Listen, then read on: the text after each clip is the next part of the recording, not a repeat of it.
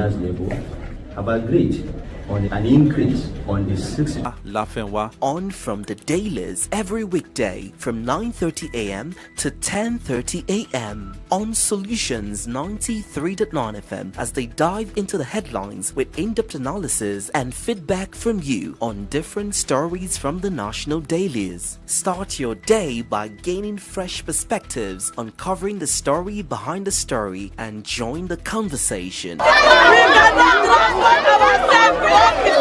Because your voice matters. From the Dailies, the conversation never stops.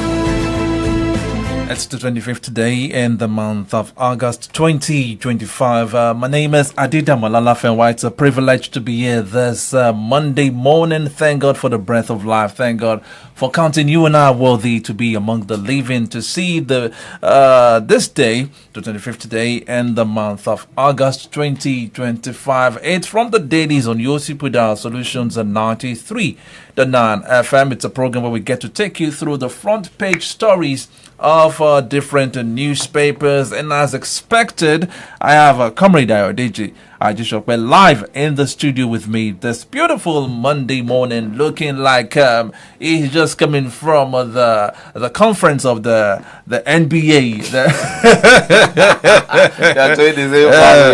I mean, you're looking like you have someone to go and defend at the court of law this Monday morning. Good morning to you, comrade. Good morning to you, my dear comrade brother. Thank you for the compliment. It's great to be here. Yes, it's another Monday morning, and it is the Remedy Dial. Okay, now looking at the papers this morning, I have about 4 newspapers to look at this morning, and I'll take my first shot at the Punch newspaper. And the biggest story on the front page of the Punch paper this Monday morning says, sick and stranded. Presidential order fails to curb soaring drug prices. And the only rider under that caption says, essential medicines still unaffordable despite tax waivers. Pharmacies struggle amid weak naira. Page 2 of the Punch has that story.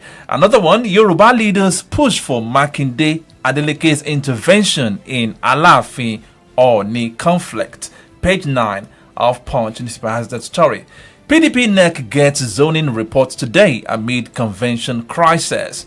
Locals beg FD as Osun Ondo federal roads crumble. Still looking at the front page of the Punch newspaper, pregnancy faking widow nabbed with cocaine in Lagos. Pages 4 and 5 have that story. FD begins face 2 of a 12,000 megawatt Siemens power project. And the last one, FD shuts 22 illegal tertiary institutions. Okay, moving away from the Punch newspaper now, taking a look at the front page of the Guardian newspaper. US Obasanjo flayed judiciary over perceived graft. El-Rufai opposition leaders collapse Kaduna SDP into ADC. Malema, Africa's future dependent on political economy in Nigeria, South Africa. Page 6 has that story. NNPCL deducts 235.6 billion naira in 7 months for oil search in North Frontier basins. The story you just read on Julius Malema. Yeah. Coming from South Africa. South Africa, yeah. He came on the invitation of the Nigeria Bar Association. Definitely. That's a very radical one from the NBA. Bringing a big fish. And bringing a radical element. Like him. Yeah, that's very nice. Commendable, actually. Yeah. Now, coalition ADC one of looming security collapse urged Tinubu to act. Yoruba elders appeal to Oni Alafi to end rift. NMA Lagos threatens solidarity strike over unpaid salaries, welfare. Benue Speaker resigns 48 hours after suspending 4 lawmakers. And the last one, this one that has to do with the proposed upward review of the remuneration of political office holders. RMAFC under fire over upward review of politicians' remuneration. Moving away from that to another paper, that is the Nigerian Tribune now. Justice increasingly becoming purchasable in Nigeria. Sultan of Sokoto. That is a very, very heavy one there, coming from the Sultan of Sokoto. Is a heavy one, saying justice is increasingly becoming purchasable in Nigeria. That means you can buy justice. Well, and you see when these things happen, it's a process, you identify it, you acknowledge it, and then you are penitent. I don't think we have reached the point of penitence. Okay, we'll talk about this in the course of the program too. How RMAFC's 2025 revenue review can fix Nigeria's fiscal imbalance. Experts. Another one, PDPO's make or break neck meeting over National Convention zoning formula. Let me take a few more stories on the front page of the Nigerian Tribune. Steep hike in sugary drinks tax could derail sugar master plan, threatens jobs. Experts warn. Okay, let me take two more stories there. NDLEA arrests a widow using fake pregnancy to traffic cocaine. Another one, 6 dead, 3 missing in another Sokoto boat accident. Okay, moving away from that to the Vanguard newspaper now.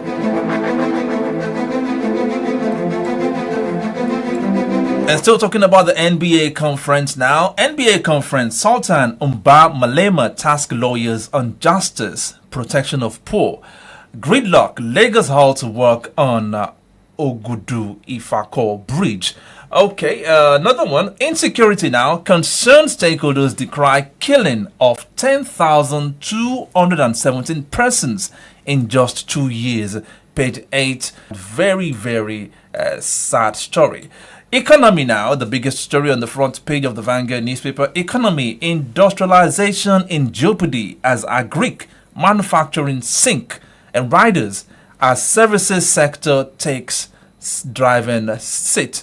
Manufacturing loses 1.2 trillion naira in 5 years. Report. Now, Labour tackles FD over proposed pay rise for political office holders.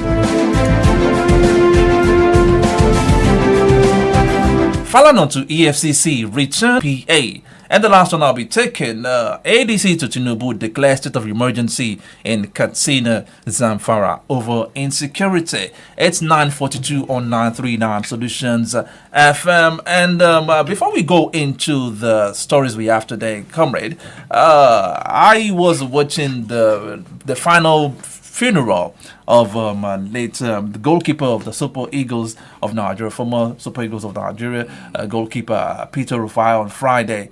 And there is this video that emanated during the final rite of a he spoke a lot about the things that the agony of the family of late Peter Rufai, and people have tagged that video to be lamentation of Taribo West. Maybe we should take a listen of what Taribo West had to do, because a lot of people have reacted to that video. Let's take a listen first to what Taribo West had to say concerning Peter Rufai. I'm just happy to be here.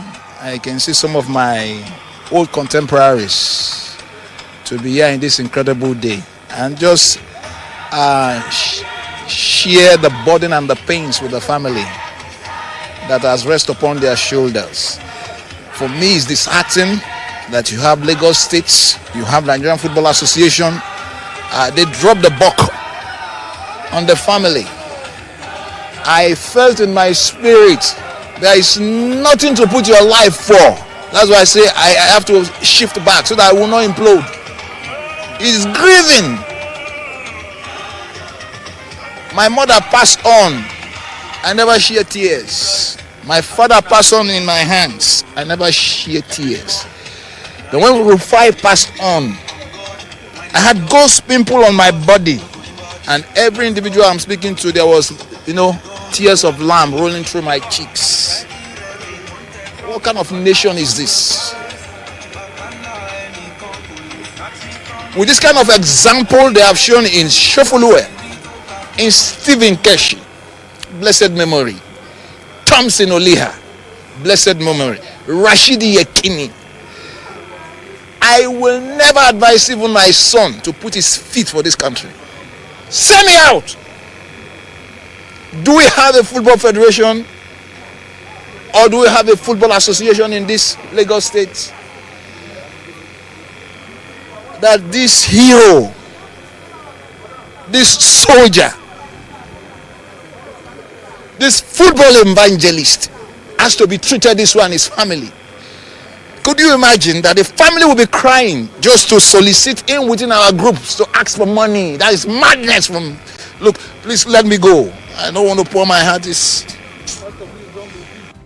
A grieving Taribo West there, and who was also a colleague of late Peter Rufai. Another colleague of late Peter Rufai spoke too, and that is Austin Eguavon. Let's take a listen at what Austin Eguavon had to say. I don't think we've done enough. I don't care what anybody's going to say about this, but I don't think we're doing enough. I mean, the difference between sportsmen and women and military people is the gun.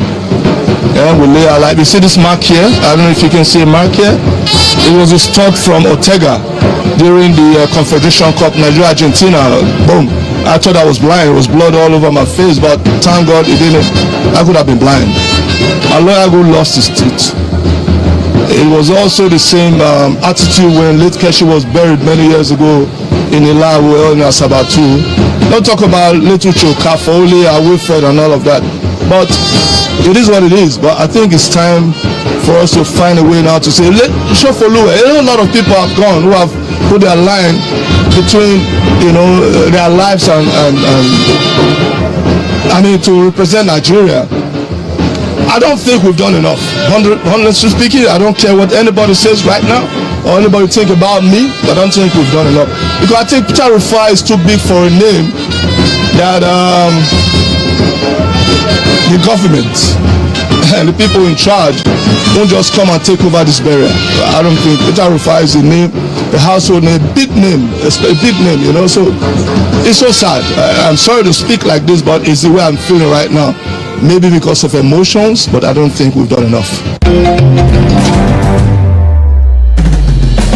Now we just listened to Austin Eguavon's take on the way and manner the government handled the burial of late Peter Rufai. But I decided to bring this on board because on this same platform some weeks ago, we debated on when the Super Falcons were rewarded with 150 million naira in naira now. I mean, I'm converting $100,000, which they have been promised. People, Nigerians came out and say, "Oh, the money is too much," and people and that and that and that. But these people now, I do not share that opinion. Now you said so then, but you heard what Taribo West said and what Eguavon said now. But some people have reacted saying that these people in their heydays made a lot of money, were paid in dollars in their clubs and been rewarded handsomely by the Nigerian government. Then I think there was a particular post I saw that I think USA, I think in 1980 the other people set got CON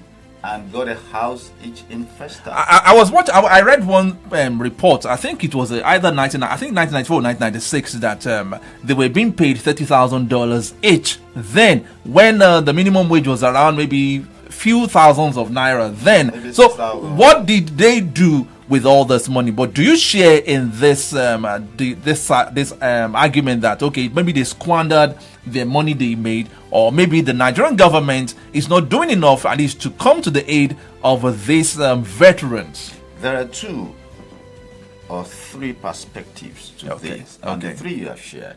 One, Eguavo said it, we're not doing enough.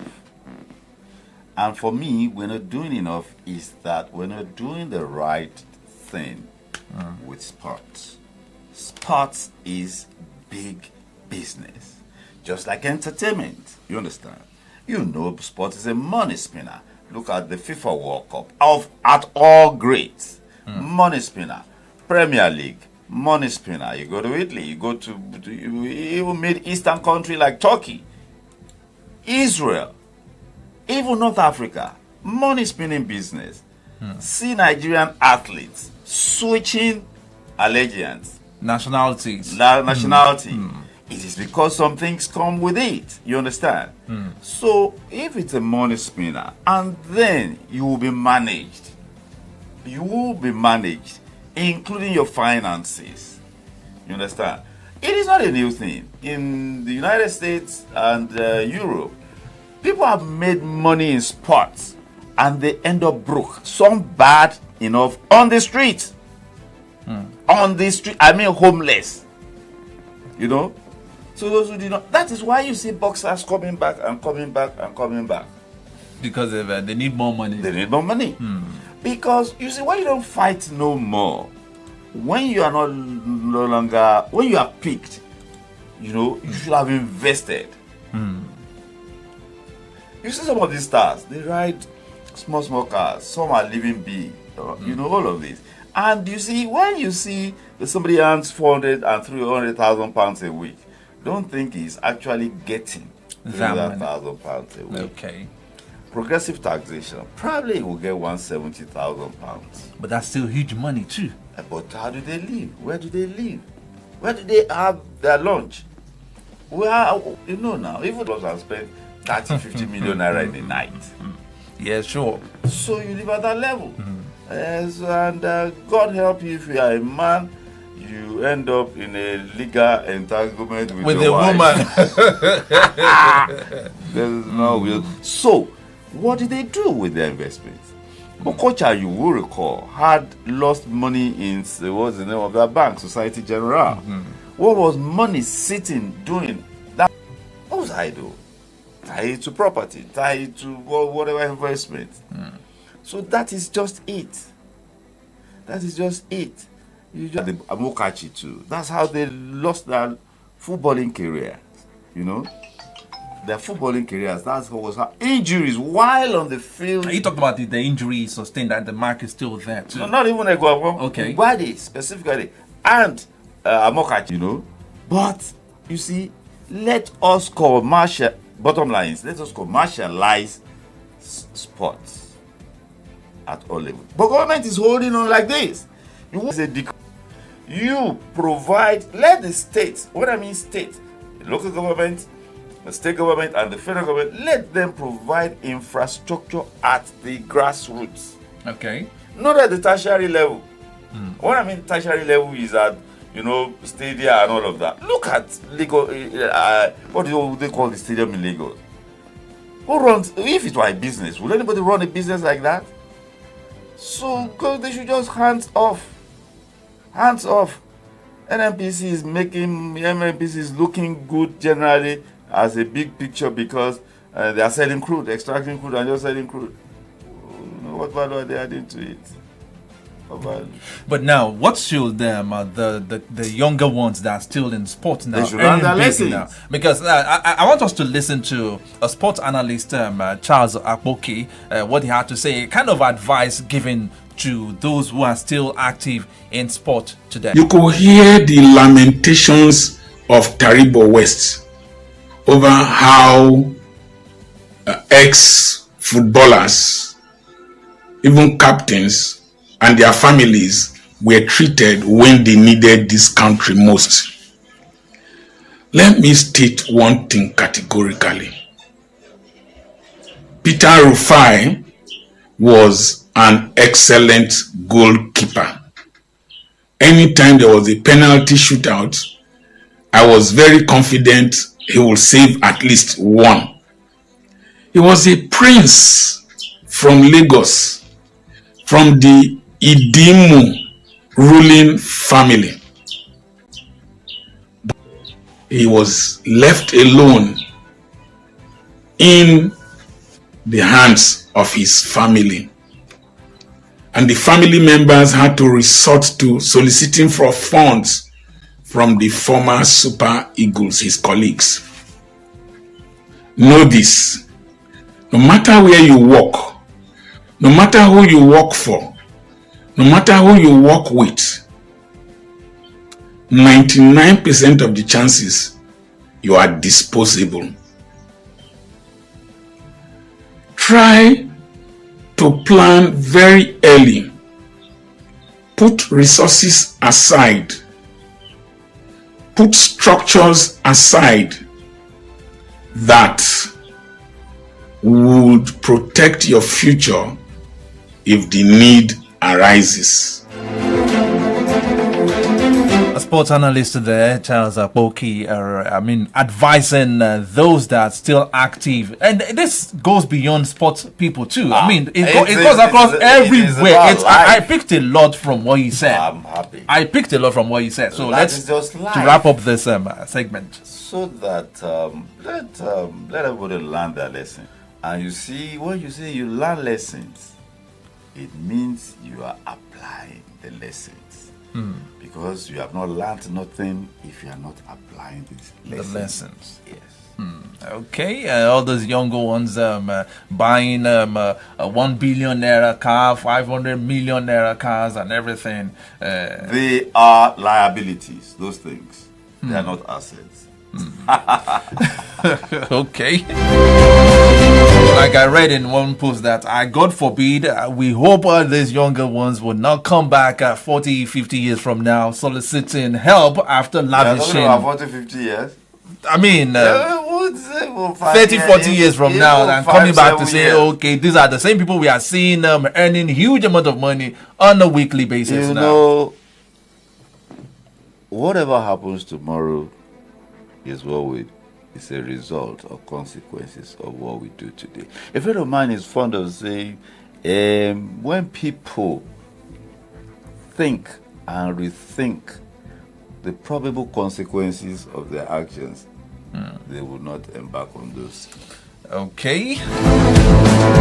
It's 3 minutes to 10 on Solutions on 939 FM. It's from the Dailies. Moving to another story now. Justice increasingly becoming purchasable in Nigeria. The Sultan of Sokoto saying that there was an NBA conference a few days ago where he made that statement. Let's take a listen at the Sultan of Sokoto talking about addressing that gathering that day. Really delighted I am to be part of this year's NBA conference and to relish this company of learned people as you lawyers always refer to yourselves. In the tradition I represent, learning is the highest endeavor on earth. As many of you here would know, the first command in Islam is to read. Read is the first command in Islam. And as our forefathers, the founder of the Sokoto Caliphate rightly said in one of his books, a man without learning is like a country without inhabitants. The finest qualities in a leader, in particular, and in people in general, are the love of learning, the desire to listen to it, and holding the bearer of knowledge in the great respect. Unquote. The business of governance and the settling of disputes, the Sheikh added, requires outstanding learning, keen insight, and extensive study. As the adopted and coerced chair of this occasion, and other distinguished learned people here, you can see why I will be very, very comfortable in this learned ambience and facing all of you.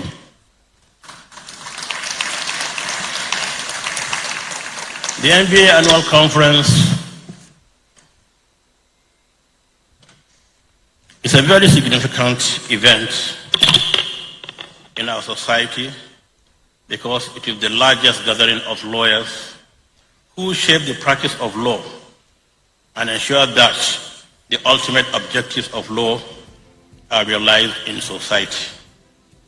Law, as you know more than I do, is crucial to society because it maintains social order by setting standards for behavior, promotes justice by protecting rights, enjoying duties, and providing a framework for resolving disputes, and facilitates economic and social progress by providing a predictable environment for transactions and enabling social change through legislation. Without good law, societies risk descending into chaos, as there would be no established way to govern relationships, enforce rules, or ensure fairness and accountability. I understand that the theme for this year's conference is to stand out and stand tall. And when I say tall, no matter how short you are very tall.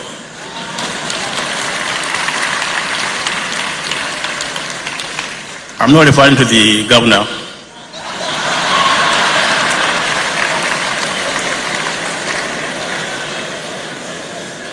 I would like to believe that by this theme, you wish to deliver on the expectations of society on your professional mandate. This is spot on. Today, justice is increasingly becoming purchasable commodity, and the poor are becoming victims of miscarriage of justice, while the rich commit all matters of crime and walk the streets scot-free.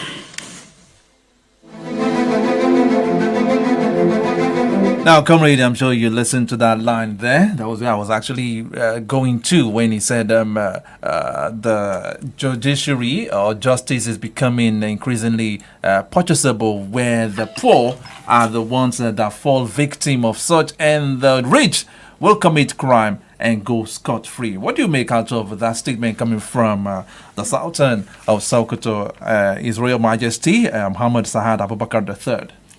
You know, the very strange thing about what the Sultan said, he said it right in front of the conference of the Nigerian bar. And of course, he was talking about the judiciary. When he said justice, in fact, he was talking beyond the judiciary, that justice is now a purchasable commodity.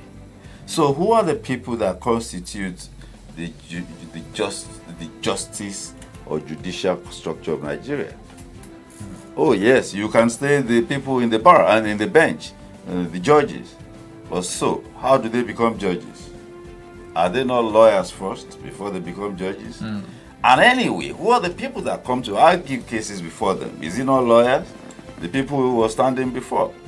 And of course, they're the ones that produce the job. I mean, that was a heavy indictment. That was why he said he was happy facing a gathering of lawyers and he had being already able to say this to their faces. Premise. He had already established a premise that he is rather a knowledgeable person, coming and representing what he represents. And he quoted copiously from the works of Othman Danfodio about knowledge, that he and his progenitors and his successors are custodians of knowledge themselves. You know, theocratic Islamic laws and their laws. So, and he's saying that to them. Now, who are the enablers? These are the enablers. The lawyers? They are the enablers. They are the ones that help the other parties to navigate and game the system. How? Break it down. 12 to Thoughts. I tell you, I refer you to 12 to Thoughts in 1979. So, how can a state and its votes be divided up? And somebody came up with that idea, and it went before a judge, and the judge said, yes, it's looking good. Give it a nod. Yes. And I think went ahead to say it should not be quoted as a precedent or something like that. So, who are the people?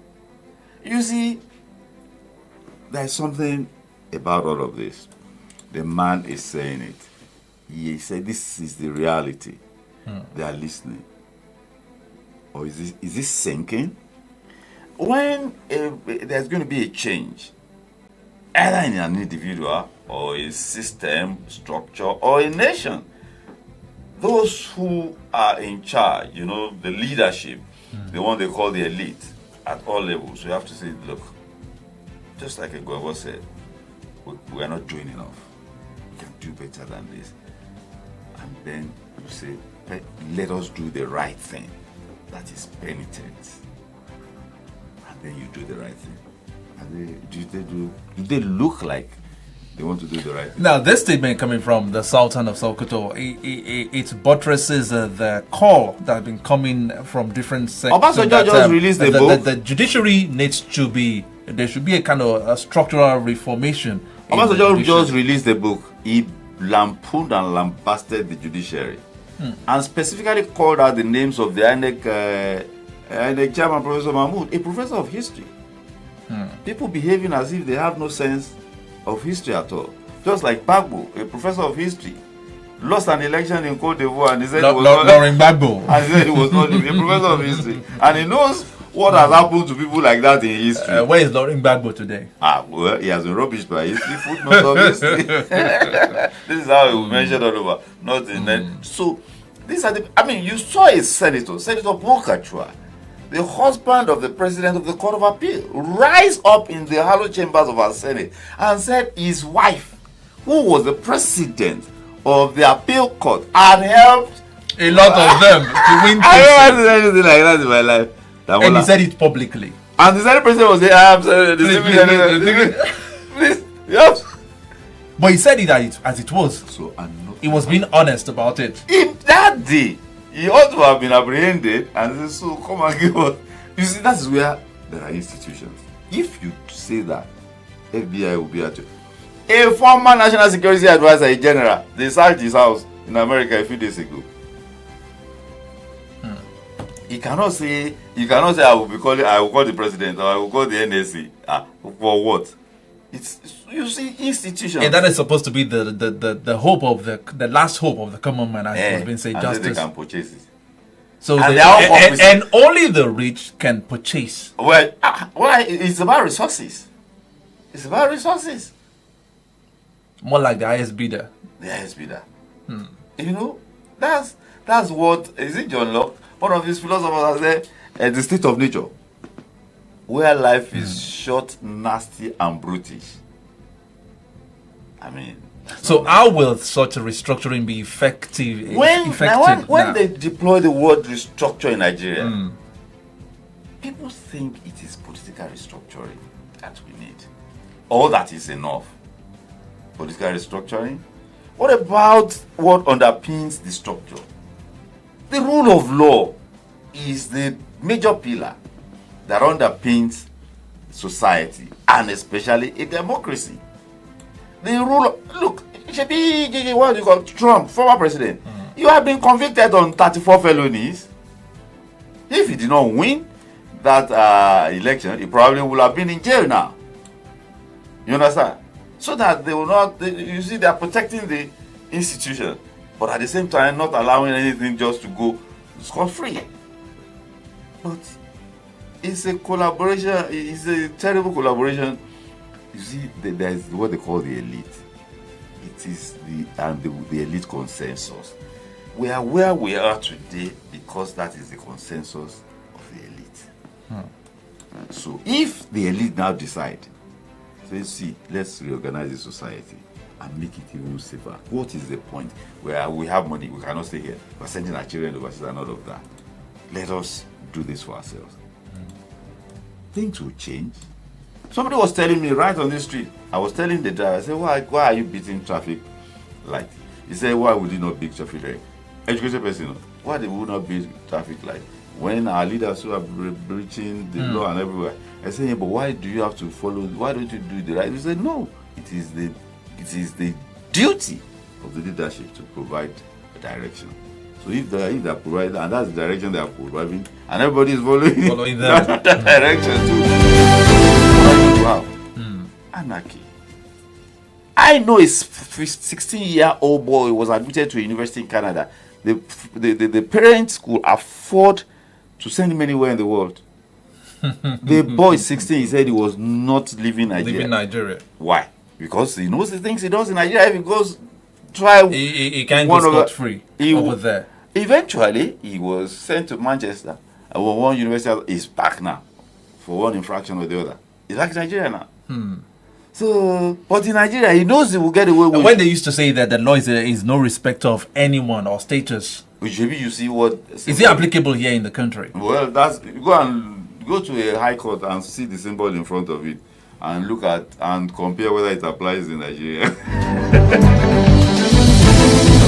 It's 10:10 on Solutions 939 FM. Still on from the dailies. Moving away from that story, now moving to another one. Labour tackles FD over proposed pay rise for political office holders. This has been the wrangling has been going on since last week when it was proposed that there will be pay rise for political office holders, and Nigerians are saying that why do you need to add to what they already have in? These guys are enjoying jumbo, as in quote, pay.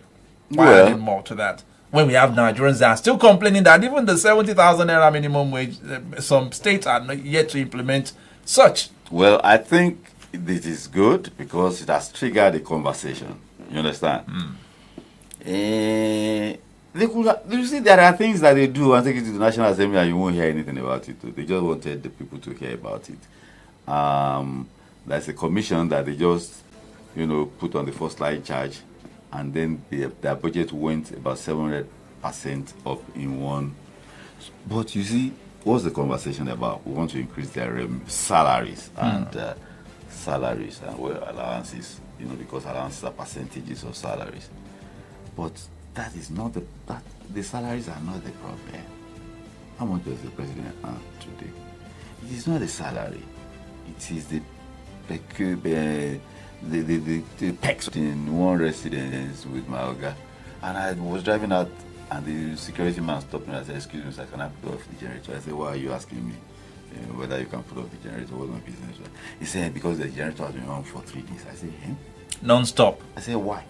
He said, because you have guests in the lodge. I said, so they will go blind if you put on the gen or what? I said, you can't put on the journey. That low level, redecorate the White House. So come up with a plan. If you come up with any plan that exceeds that amount, you will pay from your pocket. Wow. No sentiment. When a governor here can just decide that this is the amount I want to use to renovate a particular pay for building. the food. So there was a provision before coming in that this is the amount we are giving you as a president. It's available. No, that's not available. Give you. That's available for you to redecorate. To redecorate, or what we call renovation here. If okay. you exceed that, you're going to pay for your pocket. You're going to pay from your pocket. You're going to pay from your pocket. But is that not the same democracy we copy in here in Nigeria? The director of the CIA, because of the nature of his work, has a private jet. His wife flew on the jet with the husband. They sent the man a bill for his wife's seat. Because it was an additional. That she was not supposed to be on that aircraft. What was she doing on the aircraft? Wow. An American president, sitting American president, was sent to jail for tax evasion. We have public office holders here in the country taking on a flight, riding on flights with their family members, grandchildren, and everything. Even the Queen. Look at the motorcade of the Queen. I think usually just the two outriders and the official state car. Even the prime minister. You understand? The prime minister.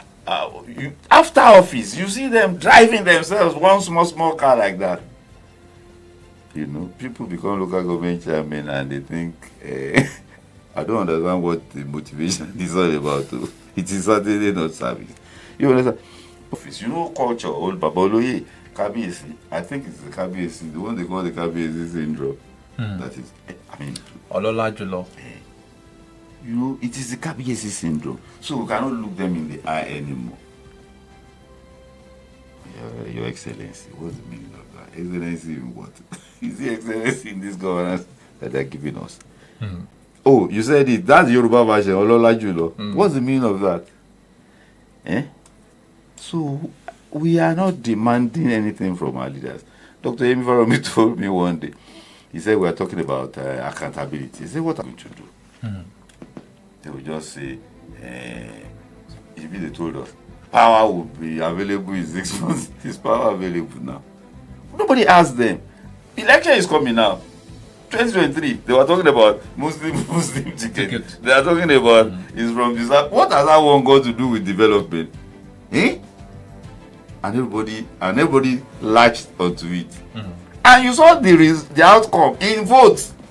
That they actually latched onto that religious and ethnic nonsense.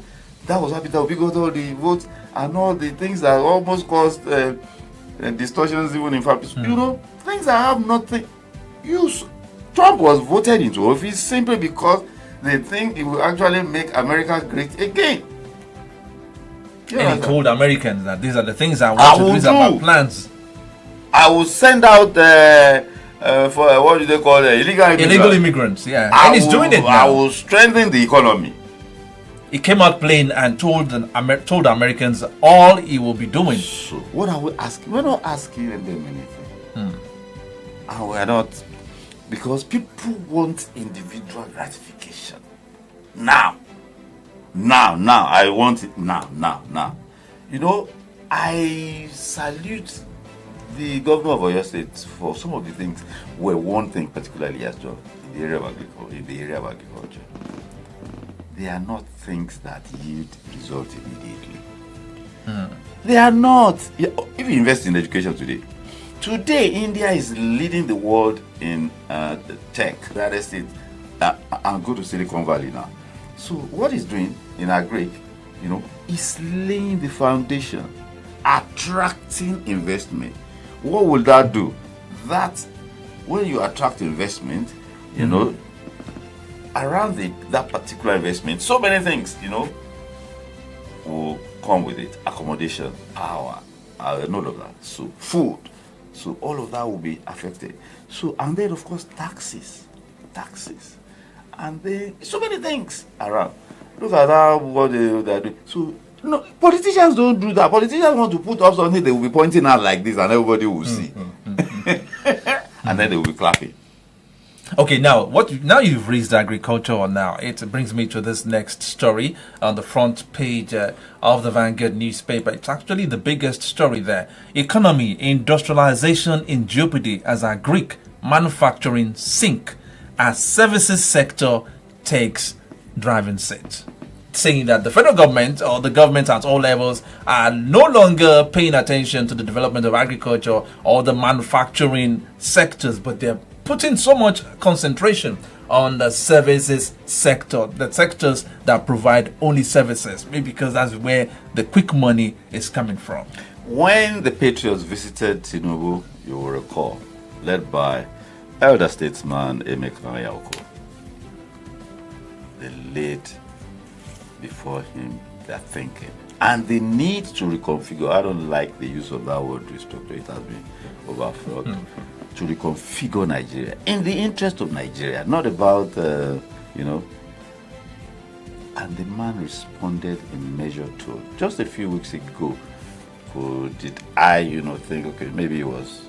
The man told them that he wanted to restructure Nigeria economically first.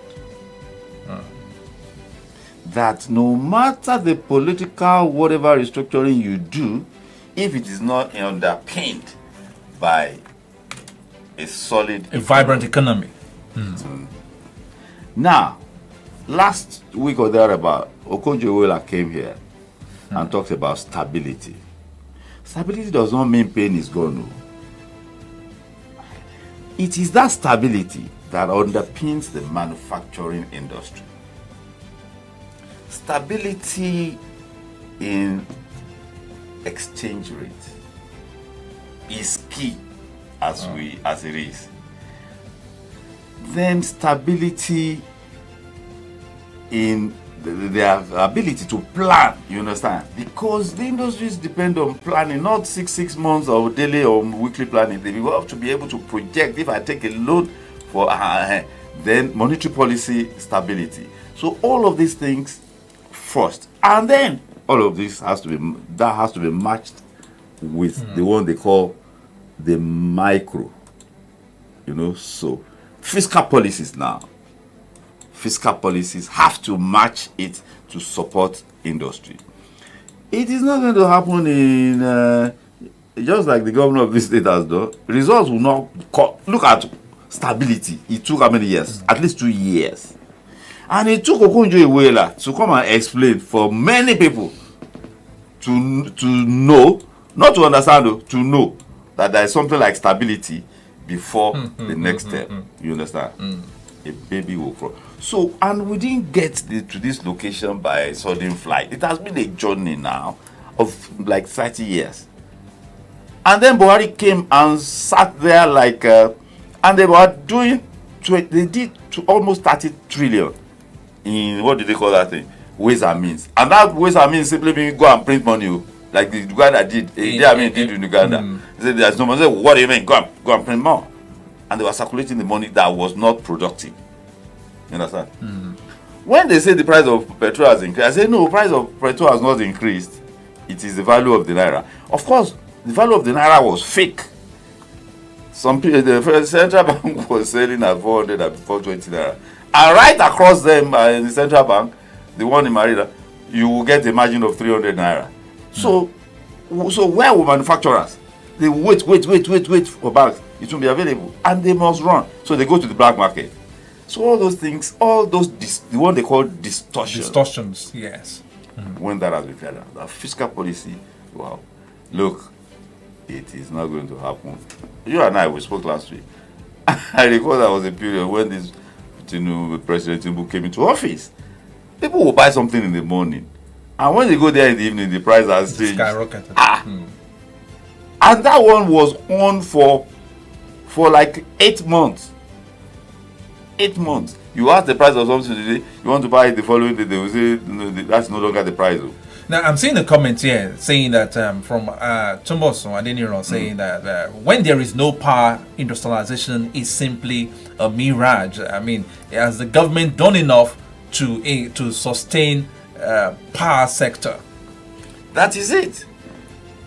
When they went to cut off UCH from power or the grid, the disco said the UCH had about 20-something generators, and they were generating 1 kilowatt per hour at the cost of 400 naira, and they were asking them to pay 208. You understand? So almost double, almost 100% the cost generating power individually. Oh, some are doing it on gas now. Some of the industries in Ibadan. You cannot depend on this national grid now. You that you are running a 24-hour production. How are you going to? You cannot afford it. Now, somebody is reacting to what Mokonjo Wela said, adding it to what is in the papers this morning. He said something serious should be done about the said stable economy so that Nigerians wouldn't be living on false economic narrative for so long. A stable economy that has no base for industrialization is an economy in jeopardy. A stable economy that has no base for industrialization is an economy in jeopardy. As it is, consumption is still very high. The service sector, as weak as it is giving it the little strength that it has. If manufacturing continues to dwindle with the value of the naira still at its present level, inflation will remain high and the people's suffering sustained. You see, people seem not to understand some things. They talk about the value of the naira, the value of the naira. What does the value of the naira go to with poverty here? What is the value of the yen to the dollar? The only reason why we complain about, you understand, producing here and exporting. You know the meaning? The meaning is that our products here will be competitive anywhere it goes. In the world, yeah. So there is a lack of understanding. It is because we do not have a productive economy. That is why. That's why we're complaining. Dependent people. That's the only reason. So if we were exporting, it would have been a different thing. So to turn our economy into a productive one, power is critical. One of the legacies, not many of them, of the Buhari administration is the Electricity Act of 2023, just before he departed.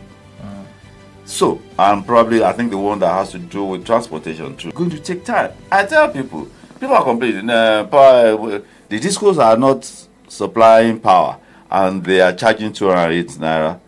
I don't think there's any problem with that. The only problem is that you don't meter me, you now start giving me, what do they call this, estimated bill? Estimated.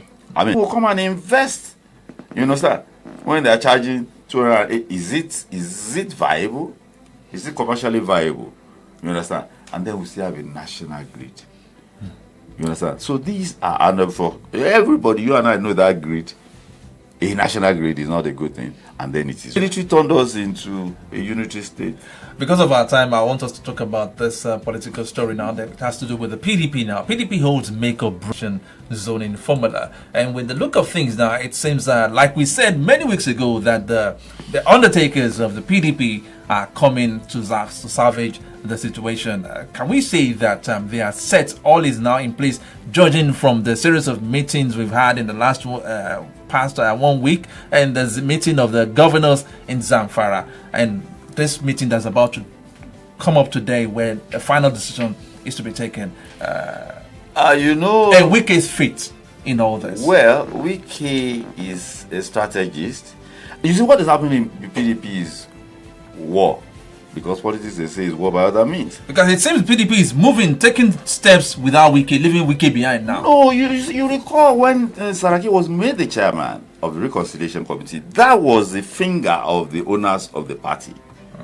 And you saw that the result was that the issue of who the secretary was resolved. Yeah.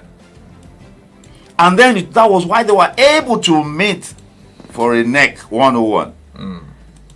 And from there, they set the date for the elective conventions. And then the efforts, the necessary steps are being taken. Issues of zoning and all of that. They will adopt that today, most certainly. They're having a caucus meeting and BOT meeting today. You see, politics is about negotiating. So they are moving ahead.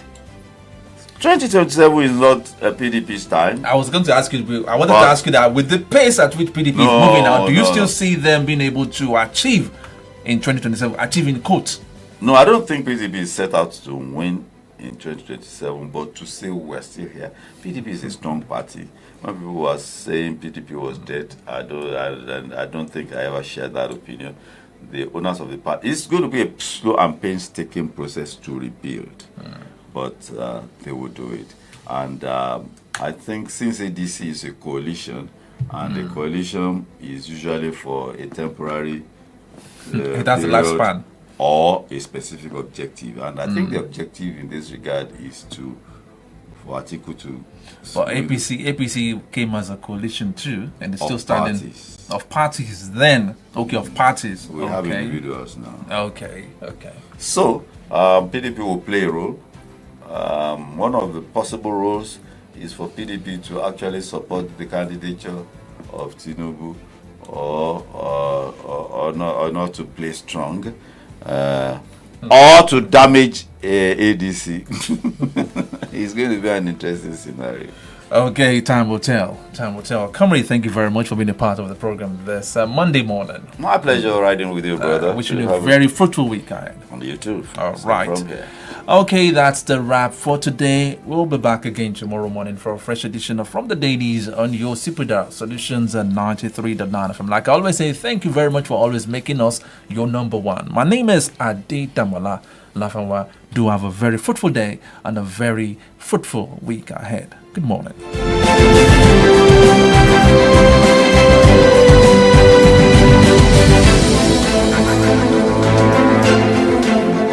The views and opinions expressed in this live broadcast are those of the participants and do not necessarily reflect the editorial policy of Solutions 93.9 FM.